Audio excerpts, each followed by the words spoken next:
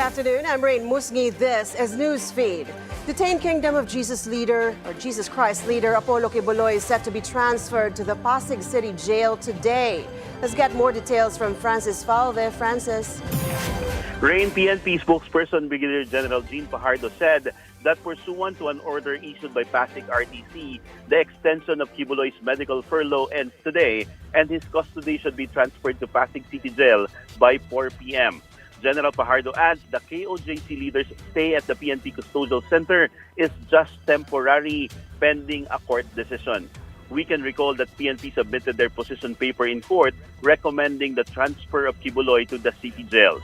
BJMP spokesperson Jail Superintendent J. Rex Bustanera says they are ready for the transfer. He said there will be no special treatment and Quiboloy may be placed in a cell with seniors and PDLs who have pre-existing medical conditions. Their cell will be near the medical facility, but Quiboloy might be with 30 to 34 other PDLs. He will not join the cell of co-accused Crescente, Canada. Both of them are facing qualified human trafficking charges at the Pasig RTC. The Pasig City Jail has a congestion rate of 500%, or a cell for 5 persons Raine is occupied by up to 35 people. Quiboloy's lawyer, attorney Israelito Torion, said that they filed a motion for reconsideration about the transfer, but it seems that the court has not acted on it yet. Raine? Thank you so much for that report, Francis Falve. Presidential Advisor on Poverty Alleviation Larry Gadon calling on the Supreme Court to disbar Vice President Sara Duterte. Gadon expressed concern over Duterte's remarks about allegedly plotting to have the president assassinated if she gets killed. Gadon says such statements violated ethical standards for lawyers.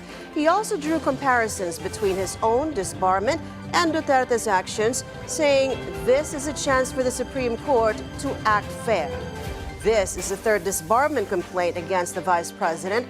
An anonymous complaint was filed recently over a threat to exhume the remains of the late President Ferdinand Marcos Sr. Another one was filed when she was still Davao City Mayor in 2011 when she punched a court sheriff. The Quezon City Police District files a direct assault complaint against Vice President Sara Duterte. The main complainant, Lieutenant Colonel Van Jason Villamor, says Duterte shoved him while authorities were transferring OVP Chief of Staff Zuleika Lopez from the House Detention Facility to the Veterans Memorial Medical Center last weekend. Duterte attempted to block Lopez's transfer to the Women's Correctional Institution, leading to a standoff.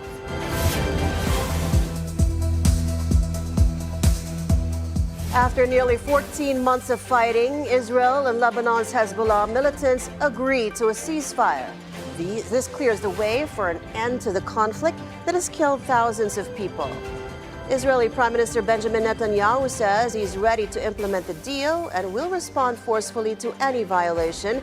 The ceasefire agreement was brokered by the U.S. and France. For the United States, with the full support of France and our other allies, has pledged to work with Israel and Lebanon to ensure that this arrangement is fully implemented, the agreement totally implemented. There will be no U.S. troops deployed in southern Lebanon. This is consistent with my commitment to the American people to not put U.S. troops in combat in this conflict.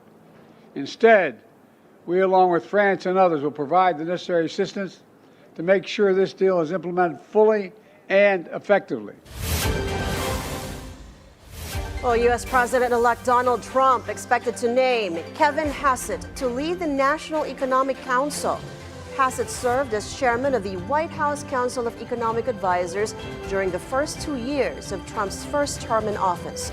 He briefly returned to the White House in 2020 to serve as an economic advisor to help with the COVID-19 response. And those are the news this hour. I'm Raine Musñgi. Stay tuned to BNC on Free TV, Channel 31, Channel 24 on Cignal, and on our website, bnc.ph. Thanks for watching.